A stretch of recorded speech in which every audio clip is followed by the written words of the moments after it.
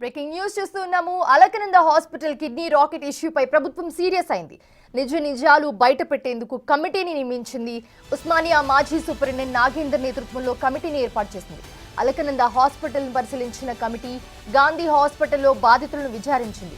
ఎంత డబ్బులు ఆశ చూపారో ఆరా తీశారు. కమిటీలో nephrologist doctor Kiranmayi, urologist doctor Mallikarjun ఉండగా ఉస్మానియా హాస్పిటల్ మాజీ సూపరింటెండెంట్ డాక్టర్ నాగేందర్ నేతృత్వం వహిస్తున్నారు. అయితే కిడ్నీ రాకెట్ వెనుక ఉన్నది ఎవరు, డీటెయిల్స్ తెలుసుకుని ప్రభుత్వానికి నివేదిక ఇవ్వనున్నారు. ఇక మరోవైపు చూస్తే ఇప్పటికే అలకనంద హాస్పిటల్ గుర్తింపును రద్దు చేశామన్నారు డిఎంహెచ్ఓ వెంకటేశ్వరరావు.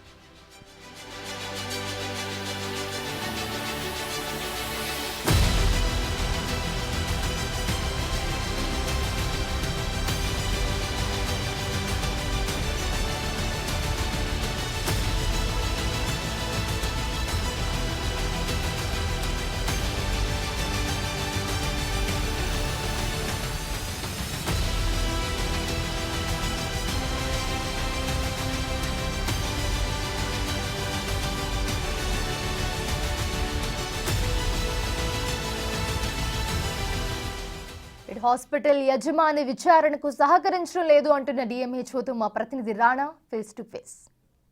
హాస్పిటల్ కిడ్నీ రాకెట్పై రాష్ట్ర ప్రభుత్వం చాలా వేగంగానే స్పందించింది. ఇప్పటికే ఈ ఉదంతపైన సీరియస్గా స్పందించిన నేపథ్యం కనపడుతుంది. ఇప్పటికే ఒక కమిటీని కూడా రాష్ట్ర మంత్రి ఏర్పాటు చేసిన నేపథ్యంలో అసలు ఎగ్జాక్ట్గా నిన్న ఏం జరిగింది, ఎందుకంటే ఈ ఉదంతం బయటకు వెళ్ళిన తర్వాత ఇమీడియట్గా డిఎంహెచ్ఓ అక్కడికి వెళ్ళారు. అక్కడికి వెళ్ళినటువంటి హాస్పిటల్ అంతా పరిశీలించి అక్కడ వాళ్ళని హాస్పిటల్ కూడా సీజ్ చేసిన నేపథ్యంలో అక్కడ వారు గమనించింది ఏంటి రాకెట్ మొత్తం ఎక్కడి నుంచి వచ్చింది ఏంటని కూడా సార్ అడుగుదాం.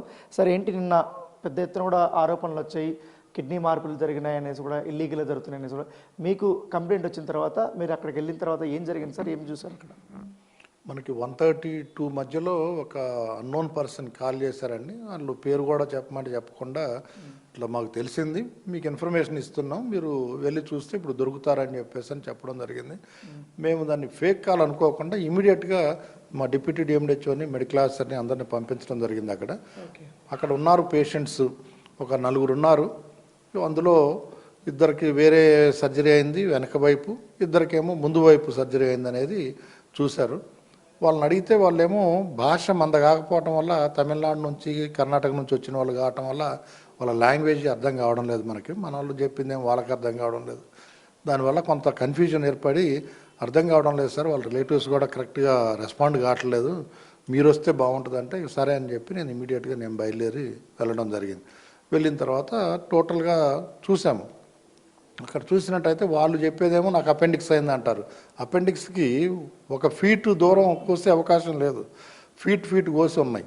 మరి ఇంత పెద్ద ఇన్సిషన్ ఎందుకు ఉంటుందని చెప్పేసి చూసి అన్నీ చేస్తే మరి వాళ్ళ రిలేటివ్స్ చెప్పిన దాన్ని బట్టి కొంచెం ఇంగ్లీష్లో అటు ఇటుగా మాట్లాడినప్పుడు వాళ్ళు అర్థమయ్యేలాగా కొంత చెప్పడం జరిగింది.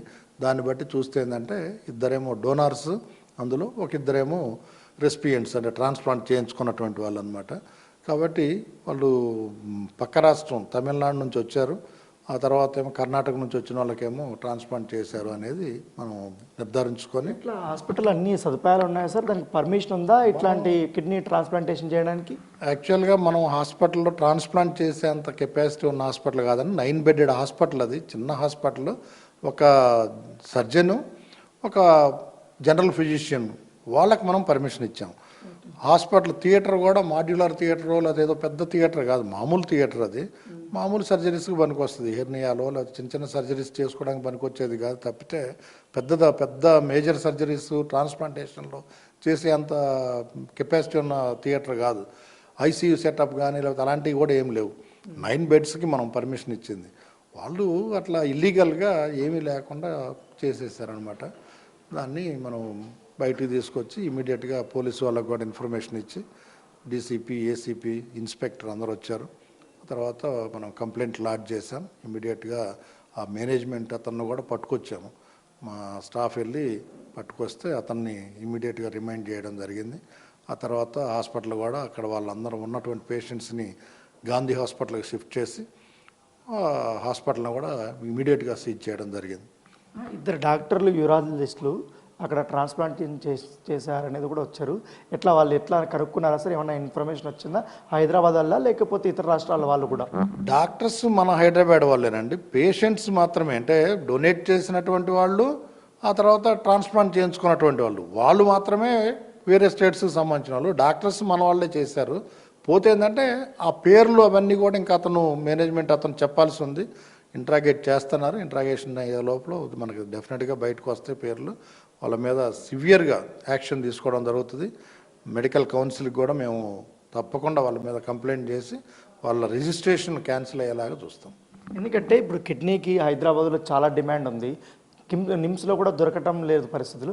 కానీ ఇక్కడ వీళ్ళకి ఇంత పెద్ద అంటే 55 లక్షలు పెట్టి కొనుక్కున్నంత ఇది వచ్చింది. ఎంతవరకు ఎప్పటి నుంచి నడుస్తుందంట సార్ ట్రాకెట్? ఏమన్నా ఇన్ఫర్మేషన్ ఏమన్నా తెలిసిందా? లేదండి, అది అంటే ఎక్కువ కాలం అయ్యే అవకాశం లేదు. ఎందుకంటే మనం వాళ్ళకి హాస్పిటల్కి పర్మిషన్ ఇచ్చే 6 నెలలు కాలేదు. ఇంకా జూలై తర్వాత వాళ్ళు అప్లై చేశారు, అప్పుడు ఇచ్చాము మనం. కాబట్టి ఎక్కువ కాలం నుంచి అయితే ఇదేం జరగట్లేదు. ఈ మధ్య కాలంలోనే, అంటే వాళ్ళు జూలైలో స్టార్ట్ చేస్తుంటే మార్కెటింగ్ ఇవన్నీ చేసుకొని చేయడానికి టైం పడుతుంది ఎట్లాగూ. కాబట్టి ఈ మధ్య కాలంలోనే ఈ 1 మంత్ 2 మంత్స్ నుంచో లేదా 3 మంత్స్ నుంచో చేస్తున్నారు అనేది మా ఆలోచన. డెఫినెట్గా ఏం జరిగినా కూడా ప్రతి విషయం కూడా బయటకు వస్తుంది. దాని ప్రకారం వాళ్ళ మీద ఇంకా సివియర్ యాక్షన్ కూడా తీసుకోవడం జరుగుతుంది. ఎట్లుంటుంది సార్ ప్రొసీజర్? ఒక కిడ్నీ మార్పిడి చేసుకోవాలనుకుంటే, ఏదైనా హాస్పిటల్లో చేయించుకోవాలంటే ఎలాంటివి చూసుకోవాల్సి వస్తుంది? అంటే ఇప్పుడు థియేటర్ మెయిన్ అండి, ఇంపార్టెంట్. ఎందుకంటే అవయవం మార్పిడి చేయాలన్నప్పుడు ఒక మనిషి నుంచి, ఒక వ్యక్తి నుంచి ఆ కిడ్నీని తీసుకొని మళ్ళీ ఒక మనిషిలో అమర్చాలి అనేది చాలా పెద్ద ప్రొసీజర్.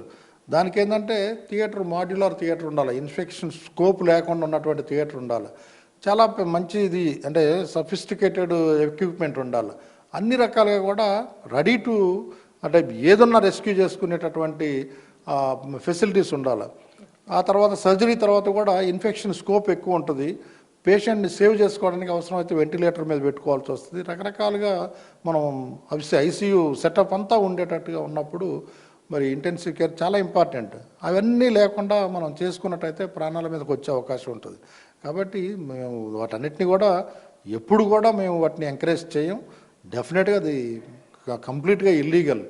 కాబట్టి వాళ్ళ మీద తప్పకుండా ఇంకా సీరియస్ యాక్షన్ తీసుకోవాలి. ఇదే హాస్పిటల్లో 1వ తారీఖు ఇట్లనే కిడ్నీ ప్రాబ్లంతో ఒక మహిళ చనిపోయినట్టు వాళ్ళు బంధువులందరూ కూడా అక్కడికి వచ్చి ధర్నా కూడా చేశారని, 15 లక్షలకి అక్కడ బేరం పెట్టారని కూడా బయటకు వచ్చింది. ఇప్పుడు దాంతోపాటు అక్కడ సదుపాయాలు లేకున్నా కూడా ఇవన్నీ చేయడం అంటే ఇప్పుడు వాళ్ళ ఆరోగ్య పరిస్థితి ఎట్లా ఉంది సార్? ఇప్పుడు డోనర్స్ పరిస్థితి కానీ, తీసుకున్న వాళ్ళ పరిస్థితి కానీ?